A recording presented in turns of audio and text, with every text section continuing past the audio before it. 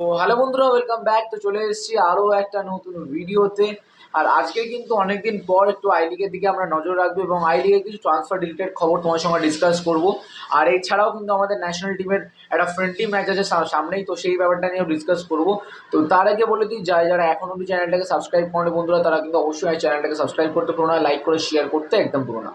তো প্রথমে যে আপডেটটা দেবো সেটা হচ্ছে একটু আই লিগের আপডেট। তো আই লিগে দুটো টিমের ব্যাপারে আপডেট আছে। তো প্রথম টিম হচ্ছে শ্রীনিধি ডেগান। তো শ্রীনিধি ডেগান কিন্তু নতুন একটা কোচকে কিন্তু সই করতে চলেছে, যেই কোচটার নাম হচ্ছে আমাদের রুই অ্যামোরিম। তো এই রুই অ্যামোরিম দিয়ে কিন্তু সই করতে চলেছে শ্রীনিধি ডেগান।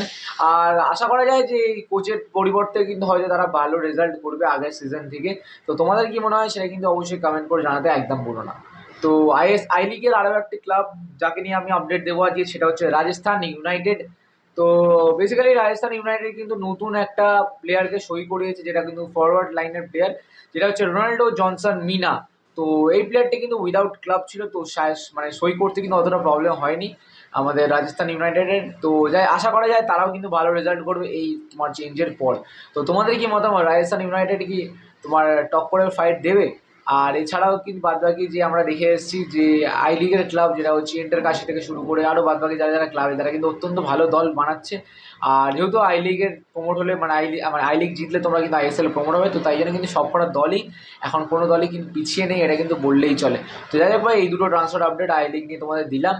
তো এর পরবর্তী আপডেট যেটা হচ্ছে আইএসএল নিয়ে। তো আইএসএল এর মঞ্চে কিন্তু কালকের মানে পাঞ্জাবের সঙ্গে হায়দ্রাবাদের ম্যাচ ছিল, যেখানে কিন্তু 2-0 গোলে কিন্তু পাঞ্জাব জিতে গেছে। আর 3 নম্বর ম্যাচটাও কিন্তু পাঞ্জাব জিতে গেল।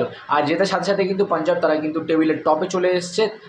তারা কিন্তু 3টে ম্যাচে 9 পয়েন্ট নিয়ে তারা কিন্তু ফার্স্ট পজিশনে আছে। আর কালকের ম্যাচে যদি কথা বলি, তাহলে কালকের ম্যাচে কিন্তু দুটো গোল এসছে, একটা পুলকা ভিদালের ফ্রি কিক থেকে গোল, আর একটা কিন্তু মার্জল্যাকের একটা 71 মিনিটের মাথায় গোল।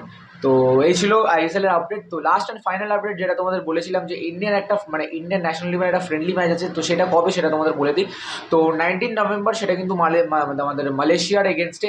তো 19 নভেম্বর মালয়েশিয়ার এগেনস্টে ইন্ডিয়ায় হবে, বাট এখনও কিন্তু ভেন্যু সিলেক্ট করা হয়নি যে কোন ভেন্যুতে হবে। বাট পরবর্তীকালে কিন্তু আপডেট জানতে পারি, তো অবশ্যই তোমাদের আমি শেয়ার করবো ভেন্যু রিগার্ডিং। আর সত্যি বলতে পারি, ইন্ডিয়ার টিম কিন্তু একটা এক্সপেকটেশন আছে অবশ্যই, কেন এটা নতুন রিসেন্টলি আমরা দেখেছি কোচ হিসাবে মানালো মার্কেস রোগা এসছে। তো তার কিন্তু যে শুরুটা কিন্তু অতটা ভালো হয়নি মানালো মার্কেস রোগা। তো আশা করা যায় পরবর্তীকালে ফ্রেন্ডলি ম্যাচ বলো বাদবাকি যা যা আসছে আপকামিং ম্যাচ ইন্ডিয়ার জন্য, তো সেইগুলো যেন ভালো পারফরমেন্স করে, এটাই আমরা আশা করি। তো দেখা যাক কী হয় না হয়। তো এই ছিল আজকে কটা 3-4টে আপডেট।